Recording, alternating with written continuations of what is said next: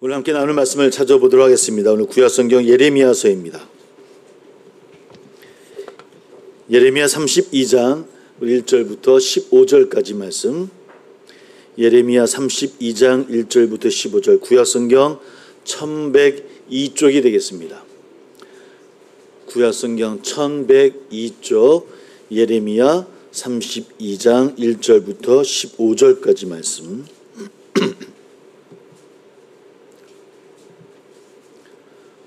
구약성경 1102쪽이 됩니다. 예레미야 32장 1절부터 15절까지 말씀.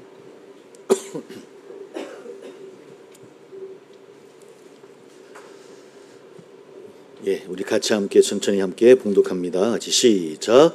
유다의 시드기야 왕 10째 곧 느부갓네살 18째에 여호와의 말씀이 예레미야에게 임하니라. 그때 바벨론 군대는 예루살렘을 에워싸고 선지자 예레미야는 유다의 왕의 궁중에 있는 시대들에 갇혔으니 이는 그가 예언하기를 여호와의 말씀에 보라 내가 이 성을 바벨론의 왕의 손에 넘기리니 그가 차지할 것이며 유다 왕 시드기야는 갈대아인의 손에서 벗어나지 못하고 반드시 바벨론 왕의 손에 넘겨진 바 되리니 입이 입을 대하여 말하고 눈이 서로 볼 것이며 그가 시드기야를 바벨론으로 끌어가리니 시드기야는 내가 돌볼 때까지 거기에 있으리라. 여호와께서 이와 같이 말씀하시니라. 너희가 갈대아인과 싸울지라도 승리하지 못하리라 하셨다 하였더니 유다 왕 시드기야가 이르되 네가 어찌하여 이같이 예언하였느냐 하고 그를 가두었음이었더라.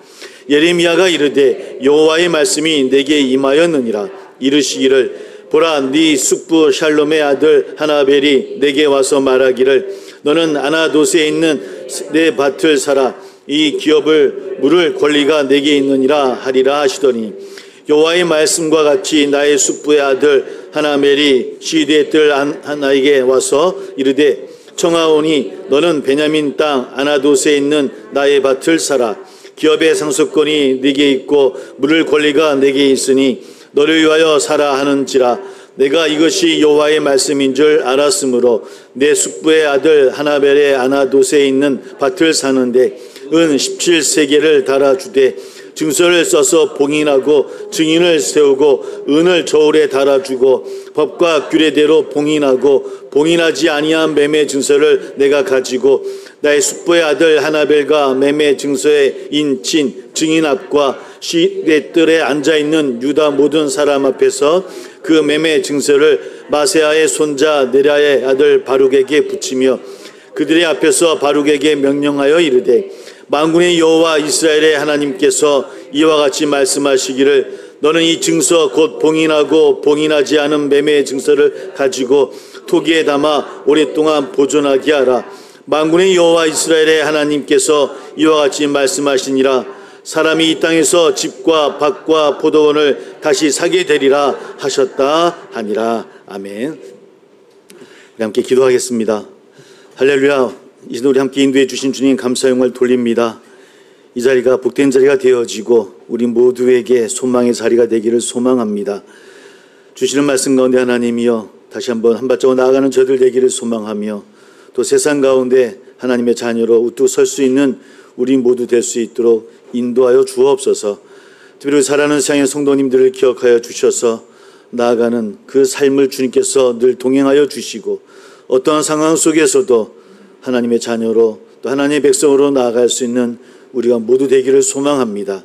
하나님이여 힘의 힘을 더해 주시고 능력의 능력을 더하여 주옵소서. 그러함에도 세상 가운데 어려운 일 가운데 부딪히는 죄들이 있습니다. 육신의 아픔으로 눈물로 기도하는 성도님도 계신 줄 압니다. 여러 가지 마음으로 하나님의 마음에 상처받고 또 어려워하는 성도님들도 있는 줄 압니다. 하나님 그 마음 주님께서 위로해 주시고 또 어루만져 주셔서 회복되어지고 치유되어지는 일들이 우리 가운데 많이 일어나기를 소망합니다. 그래서 우리의 고백들이 하나님 함께 하셨노라고 주님이 지켜주셨노라고 하나님이 행하셨노라고 행하는 간증의 일들이 우리 가운데 일어나기를 소망합니다. 하나님이 허락해 주시고 인도하여 주옵소서.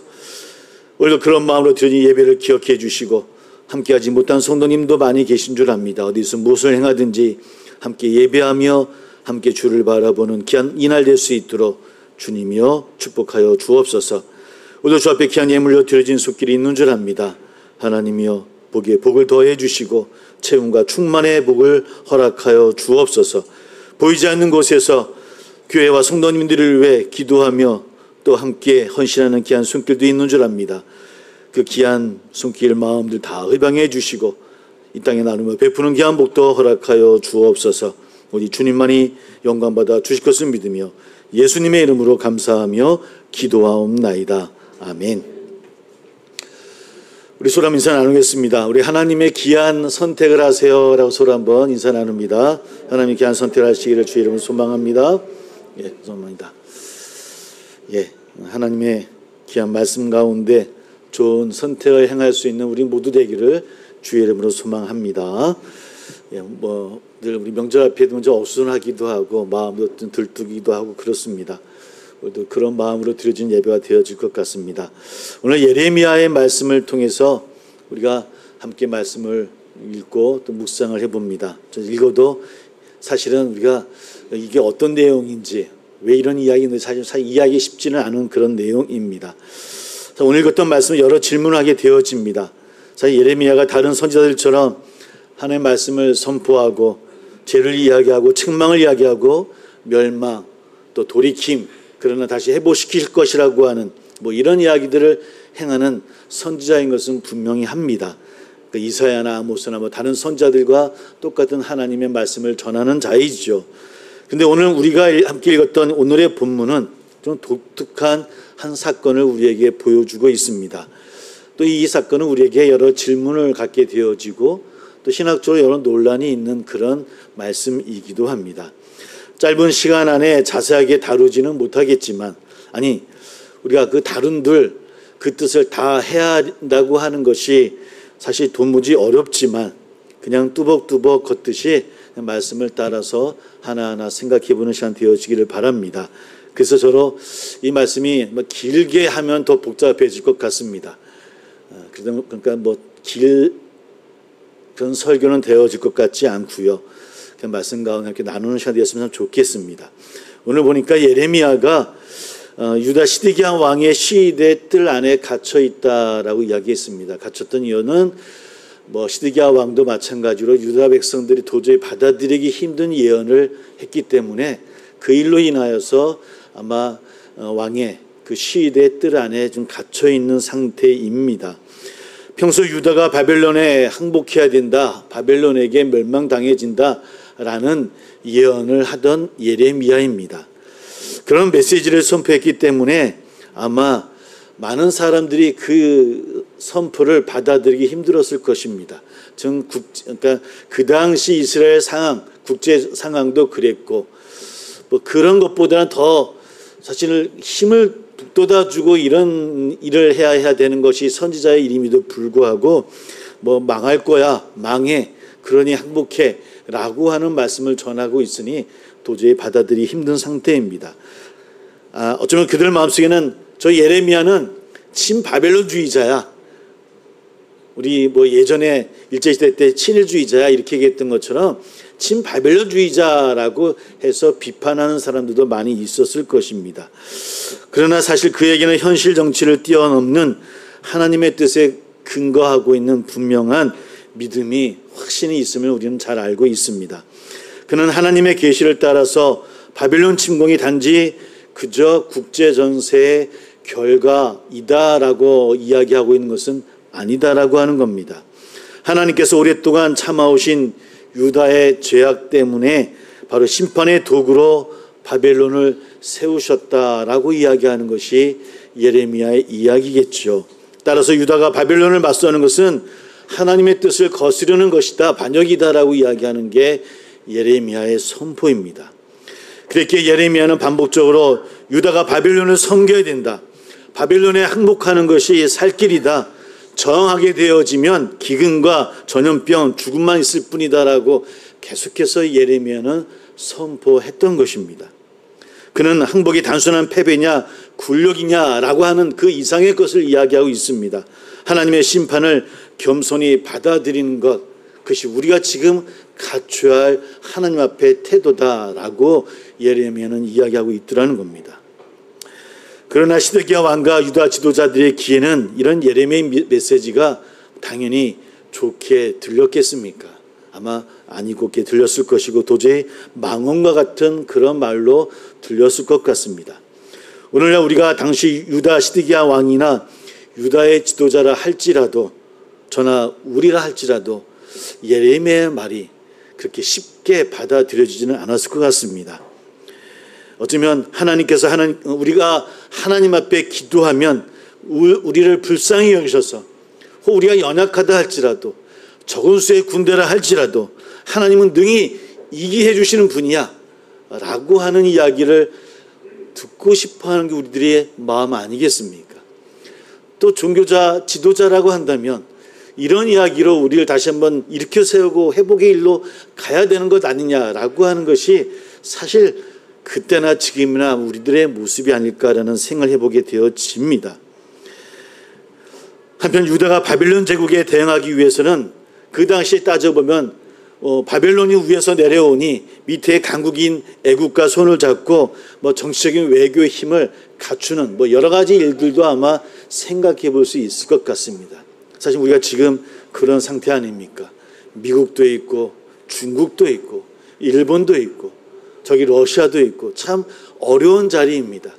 이 어려운 자리에서 평화를 지키기 위해서는 그 많은 강대국들과 평화롭게 조약을 맺고 관계를 맺어야만 평화를 유지할 수 있겠죠. 그러니까 그 당시 시드기야 왕이나 유대 사람들도 바벨론이 강하면 밑에 있는 애국과 조약, 바벨론을 좀 견제하고 그렇게 국제 정세를 지키면 되지 않겠느냐라고 하는 의견들도 분명히 있었다고 하는 겁니다.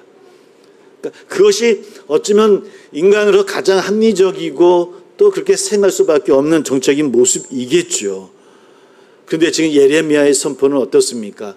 그런 정세를 바라보는 것도 아니고 그런 정치의 모습을 이야기하는 것도 아니고 어쩌면 그의 선포는 어떻게 다른 면으로 보면 백성들의 사기를 떨어뜨리고 좀 더 어렵게 나가게 하는 것 같은 그런 선포를 예레미야는 하고 있습니다. 물론 우리는 알고 있습니다. 그 선포가 하나님의 말씀에 의한 것이다라는 것을 알고 있지만, 그러나 그것을 받아들이는 본인 그들은 그렇지 않을 수도 있었겠다라는 생각을 해보게 되어집니다. 그러지 않겠습니까? 그런 이야기들로 당연히 군사들은 그들의 의지가 약해지지 않았겠습니까? 이처럼 하나님의 말씀은 때때로 그런 것 같습니다. 어떨 때는 우리가 생각에 도저히 합리적인 것 같지 아니하고 도저히 받아들여지기는 너무 어려운 그런 이야기, 그런 말씀들이 우리 가운데도 있더라는 겁니다. 가끔 우리가 신앙생활 해 나가는 것 가운데도 그게 말이 되는 것입니까? 그게 합리적입니까? 세상 잘 모르는 거 아닙니까? 세상은 그런 것이 아닙니다라고 이야기하는 하나님의 말씀이 있다라는 거예요. 아니, 세상의 계산과는 정반대의 이야기를 할 때가 많이 있어요. 아니, 또 그렇게 가야 되는 것이 하나님의 뜻이라고 말씀을 전하는 자나 또 믿음의 선배들이 이야기할 때가 얼마나 많이 있습니까? 그것은 꼭 나라의 정세뿐만 아니라 한 가정, 한 개인의 일들도 마찬가지라고 하는 겁니다. 사랑하는 성도 여러분, 그런 하나님의 말씀에, 그런 뜻에 우리가 쉽게 순종하게 되든가요? 참 어렵습니다. 그 결단하기가 쉬운 일이 아니더라는 겁니다. 그런 상황 가운데 그 일로 인해서 시드기야 왕이 예레미야를 시대 뜰 안에 좀 가둬둔 건데, 그때 일어난 사건이 바로 6절부터 읽었던 말씀의 이야기입니다. 내용은 이런 겁니다. 예레미야가 사촌 하나벨이 사달라고 부탁한 그의 아나돗에 있는 밭을 사는 겁니다. 말씀물과 17세겔이라고, 오늘날 하면 거의 1억에 가까운 돈이 되어질 것 같습니다. 그 17세겔을 주고 사달라고 이야기하고 그 땅을 삽니다. 한번 가만히 한번 생각해 보시죠. 나라가 망하게 되어졌습니다. 어떻게 되어지지 못할 것 같고, 예레미야 스스로도 나라가 망합니다 라고 이야기해요. 물론 그 말씀 가운데는 다시 70년 후에 하나님이 다시 우리를 회복시켜 주실 것입니다 라고는 소망의 말씀도 있지만 당장은 망한다는 거예요. 그럼 우리 망하면 어떻게 합니까? 이 당시에 나라가 전쟁에서 망하던 누구에게 침략을 당하게 되어지면 가장 먼저 하던 일이 뭐냐면 이 당시 근동지역에서 갖고 있는 재산도 땅속에 파묻고 어딘가 숨기고 땅 문서도 사라지게 하고 이런 일들이 전쟁을 준비하고 침략을 준비하는 근동지역의 모습이에요. 근데 예레미야는 어떻게 하고 있다고요? 땅을 사고 있어요. 땅을 산다라고 하는 것은 평화로울 때 행하는 겁니다. 아무 일도 없을 때 행하는 일들인데도 불구하고 오늘 예레미야가 나라가 망하게 되었는데 누가 보더라도 쓸데없는 돈 낭비 같은 일을 예레미야가 하고 있더라는 겁니다. 세상의 가치와 논리로는 이해하지 못하는 일을 예레미야가 하고 있다는 겁니다. 좀 이러한 모습이 우리로 하여금 조금 좀 불편하게 보여지는 거예요. 대체 왜 이러는 걸까? 어떻게 받아들여야 되는 것인가? 라고 해서 사실 동의하기 어려운 말씀이 우리가 함께 읽었던 오늘 예레미야 32장의 말씀입니다. 왜 예레미야는 그 시대의 정신에 맞지 아니하는 또 정세와는 반대되는 선택을 하고 있을까? 이게 오늘 우리들이 함께 생각해야 될 말씀의 질문입니다. 왜 예레미야는 그러한 선택을 하게 된 것일까? 아니, 하는 것이 아니라 왜 그런 선택을 할 수밖에 없었을까? 라고 하는 겁니다. 예레미야가 왜 조국 유다가 멸망할 것을 확신하면서도 아니 그 스스로 선택하고 하나님의 명이라고 이야기하면서 왜 동시에 망해가는 유다의 땅을 사고 있는가?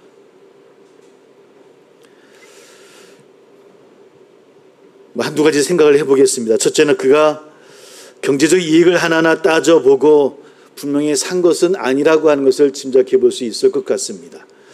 왜 샀을까요? 어쩌면 오직 하나님 말씀에 순종했던 그런 실천이 아니었을까라고 하는 겁니다. 하나님의 뜻이라고 여겨진 선택이었다라고 하는 겁니다. 물론 그 말씀도 말씀 가운데 있지만 하나님의 일은 이야기라고 말씀하고 있으니까요. 하나님의 뜻에 순종하는 것이니까. 그러나 하나님의 뜻에 순종하는 것이다라고 이야기하고 또 우리가 그 말씀을 읽는다 할지라도 사실은 세상의 논리나 이치와는 다른 거스리는 그런 실천이기에 소위 받아들이기는 쉽지 않겠습니다.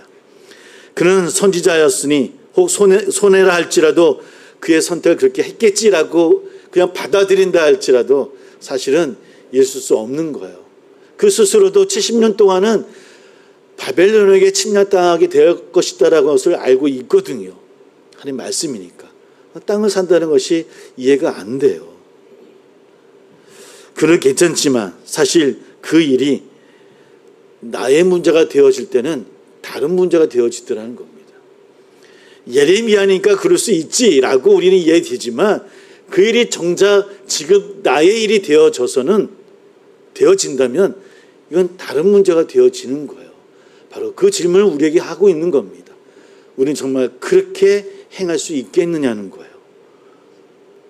내가 손해가 볼지라도 도저히 세상의 이치에 맞지 아니할지라도 우리가 그런 선택을 우리는 할 수 있겠는가? 두 번째 이유는 더 중요할 수 있을 것 같습니다. 하나님이 예레미야에게 유다가 바벨론 왕을 섬겨야 한다는 메시지를 전하고 있을 때 단지 바벨론 왕을 섬기라는 것만 아니라 그렇게 해야 되는 이유와 함께 소망을 함께 주셨기 때문입니다. 아까 말씀드렸던 것처럼 그렇게 멸망하지만 몇 년 후에요? 70년 후에 다시 하나님이 회복시켜 주실 것이다. 즉 유다가 바벨론을 섬겨야 하는 이유는 하나님께서 바벨론을 즉 왕 느부갓네살을 이용했다 해야 될까요? 사용하셔서 어쩌면 하나님의 종으로 부르셨고 그를 통해서 다시 유다 땅이 회개하고 돌아오기를 원하시는 것이 하나님의 뜻이라는 겁니다. 그리고 결단코 너희들을 그대로 두지 아니하고 너희들 다시 회복시켜 줄 것이다라고 하는 것. 바로 예레미야는 그 말씀을 믿었다고 하는 겁니다. 그리고 바벨론을 심판의 도구로 사용했다라고 하는 것. 이것이 아마 두 번째 이유입니다. 근데 이 말씀은 조금 우리에게 어려운 이야기들을 하게 되어지는 말씀이기도 합니다. 좀 무서운 논리를 만들어내는 이야기예요. 어떤 내용이냐면 하나님께서 이스라엘 백성들을 회복시키기 위해서 누구를 사용하고 있다고요? 바벨론을 사용하고 있다라고 하는 거예요. 바벨론 그 왕 느부갓네살 왕을 사용하여서 이스라엘 백성들을 침략하게 하셨다라고 하는 것이 예레미야의 선포입니다. 그럼 한번 질문해 봅니다. 바벨론은 나쁜 나라입니까? 좋은 나라입니까? 너무 어려운 신학적인 논리입니다. 이 논리를 잘못 받아들여서 그렇구나. 하나님께서 바벨론을 사용했기 때문에 바벨론은 나쁜 나라가 아니야. 이런 논리를 가지고 와서 우리의 삶에 그대로 적용하게 되어지면 히틀러도 좋은 사람입니다. 하나님의 사자입니다. 히틀러를 통해서 온 세계가 전쟁이 얼마나 나쁜지 다른 나라를 침략하면 안 되는 거야 라를 깨닫게 하셨구나. 역시 하나님은 히틀러를 사용하셨구나. 일본 천황도 마찬가지입니다. 이렇게 논리가 되어져요. 누군가 지나가는데 내가 막 걸어가는데 내가 귀에 이어폰을 끼고 걸어갔다 그래요. 소리가 들리지 않겠습니까? 근데 갑자기 누가 와서 내 뒤통수를 한 대를 딱 때렸습니다. 때렸어요. 화가 납니까? 화가 안 납니까? 화가 나죠. 근데 그 사람 얘기하기를 우리가 듣지 않아서 사고가 날까봐 그렇게 했다라고 이야기하면은 어떻게 됩니까? 그 사람 논리를 이 가지고 그대로 가지고 가면은 그런 모든 것들이 다 합리화되어지는 거예요. 그럼 왜 성경은 예레미야에서 또 다른 선지서에서 이런 이야기를 하고 있을까요? 이것은 이스라엘 백성을 선택했던 하나님이 구약 성경에서 특별한 계시예요. 예레미야에게만 이스라엘 백성들에게 주셨던 그때만 주셨던 그에게 말씀하시기 위한 특별 계시예요. 일반 계시가 우리 모두에게 적용되는 계시가 아니더라는 겁니다. 이 말씀을 그대로 가지고 와서 지금 우리의 삶에 그대로 적용하면 됩니까? 안 됩니까? 안 된다고 하는 겁니다. 특별하게 이 말씀을 통해서 이스라엘 백성들에게 우리들에게 주시고자 하는 하나님의 말씀이 있다라고 하는 거예요. 특별한 계시예요. 오늘 우리에게 특별한 계시는 누가 계십니까? 하나님은 우리에게 특별 계시를 주시려고 막 저기 미국을 사용하시고 러시아를 사용하시고 저기 영국을 사용하시는 게 아니라는 겁니다. 우리에게 특별 계시는 예수 그리스도이십니다. 또 말씀입니다. 이 말씀을 통해서 우리에게 주시는 계시가 있는 거예요. 물론 개개인적으로 특별히 주시는 말씀은 있겠지만 그것은 구약에 주시는 그런 말씀과는 다르다라고 하는 거예요. 그러니까 이 논리들을 잘못 받아들이면 무서운 논리가 되어질 수 있다라고 하는 것도 한번 꼭 기억을 해 주시기를 바라요. 혹시나 말씀을 읽으면서 그런 생각도 할 수 있겠다 싶어서 함께 말씀을 나눕니다. 여튼 그런 결정적인 일을 예레미야가 행할 수 있었던 것은 유다의 회복에 대한 그 약속을 예레미야는 알고 있었어요. 그에게만 주셨던 이스라엘 백성이 주셨던 그 계시, 그 말씀을 예레미야는 받고 있었다고 하는 겁니다. 유다가 바벨론에 항복하는 것은 결코 멸망만을 위한 길이 아니라는 겁니다. 70년간 하나님의 징계를 받은 후에 유다의 회복이 약속되어져 있습니다. 그러므로 당장 바벨론에 항복하라는 하나님의 메시지를 전했던 예레미야가 어쩌면 오히려 유다 아나돗의 밭을 샀다는 것은 바벨론에 항복한다는 것이 그저 유다의 멸망을 뜻하는 것이 아니라 반드시 그 후에 유다의 회복이 있을 것이다라고 하는 어좀 공개적으로 보여주는 하나님의 메시지라고 하는 것이 오늘 32장에서 우리에게 주시는 말씀이라고 하는 겁니다. 그래서 예레미야는 이렇게 외칩니다. 만군의 여호와 이스라엘의 하나님께서 이와 같이 말씀하시니라. 사람이 이 땅에서 집과 밭과 포도원을 다시 사게 되리라. 이것이 마지막 15절에서 이야기하는 하나님의 말씀입니다. 이것은 그저 단순히 인간의 낙관이 아니라 만군 여호와 하나님께서 친히 주신 말씀이라고 하는 것입니다. 만군의 여호와 하나님께서. 사랑하는 성도 여러분, 오늘 이 말씀이 오늘 우리에게도 또 함께 생각해보고 또 고백되어지는 말씀이기도 합니다. 이 시대에 많은 말을 하는 시대에 살고 있습니다. 또 많은 말을 들으며 사는 시대에 우리는 살아가고 있습니다. 많은 말이 있고 목소리도 크지만 정작 우리가 주장하는 그 모든 말들, 그 주장하는 바를 정말 우리가 예레미야처럼 삶으로 보여주는 그런 모습을 행하며 살아가고 있는지요. 하나님의 뜻이다라고 이야기하고 말씀을 따라 살아간다고 이야기하지만 정작 우리는 예레미야 같은 선택을 우리가 손해가 되어진다 할지라도 세상이 취하는 다른 길이라 할지라도 그것을 선택하며 실천하는 우리의 모습이 있는지요. 가끔 정치를 이번 정부도 마찬가지 어느 정부도 이런 얘기했던 기억이 납니다. 부동산 정책 담당자들이 얘기 많이 들으셨죠. 반드시 앞으로는 집으로 돈 버는 시대는 끝났다. 이게 어느 정부 한 몇 번 정부 지나면서 이 얘기를 들었던 것 같습니다. 이번 정부도 마찬가지고요. 근데 참 아이러니한 건요. 이 이야기하는 정책 지도자 그분들의 모습을 보면 그분들이 집을 더 사고 땅을 더 삽니다. 믿지를 못합니다. 말을 함에도 이야기함에도 그것을 실천으로 옮긴다고 하는 것이 이 시대에 살아가는 우리들에게 정말 쉬운 일이 아닙니다. 어렵습니다. 특별히 그리스도인이 그리스도인 삶답게 살아간다는 것이 어렵습니다. 여러분 정말 쉽든가요? 너무 어렵지 않습니까? 말씀대로 살아간다고 하는 것이 여러분 뚜벅뚜벅 걸어가기 괜찮아 라고 되던가요? 목사인 저도 어려우니 여러분들은 얼마나 어렵겠습니까? 그러니 이 시대에는 온갖 비리도 많고 불법도 많고 그런 것을 행해야만 성공하는 것이고 그것이 옳은 것이고 그것이 복이다라고 이야기하는 우리들의 이 모습이 바로 현실의 모습이기도 하고 우리 교회의 모습이다라고 하는 겁니다. 그러나 하나님이 주시는 복은 그러한 복이 아님을 여러분 깨닫기를 주의 이름으로 소망합니다. 그런 비리와 불법으로 얻어지는 복은 결단코 하나님이 주시는 복이 아니더라고 하는 겁니다. 그런 점에서 예레미야 선지자는 말보다 행동이, 이익보다는 책임이, 또 위선이 아닌 진정성이 얼마나 중요한 것을, 얼마나 귀한 것인가라고 하는 것을 우리에게 말씀하고 있더라는 겁니다. 우리 역시 말과 삶이 일치하지 않을 때 그 말은 아마 공허한 메아리 받게 되지 않을 것 같습니다. 그래서 저도 말씀을 전하는 자로서 늘 이 말씀 앞에 늘 겸손할 수밖에 없고 또 부끄럽기도 합니다. 그래서 하나님 오늘 우리에게 또다시 이렇게 묻고 계신 것 같습니다. 하나님 말씀의 질문일 것 같아요. 너는 내 약속을 믿느냐? 그리고 그 믿음을 네 삶으로 보여줄 수 있겠느냐? 오늘 우리에게 하나님의 약속을 믿을 수 있겠느냐라고 이야기하십니다.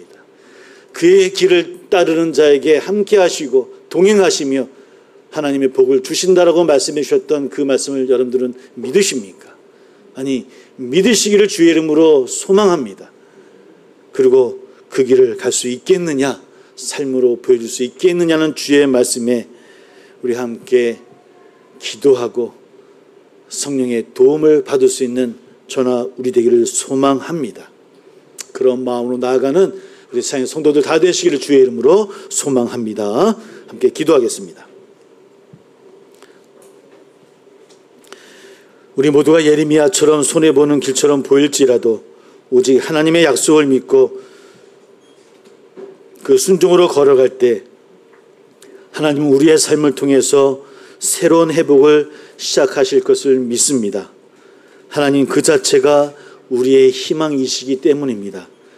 그 하나님을 향해서 함께 기도하기를 소망한다라고 함께 고백하고 결단하며 기도하면서 성찬을 함께 준비하도록 하겠습니다. 함께 기도합니다.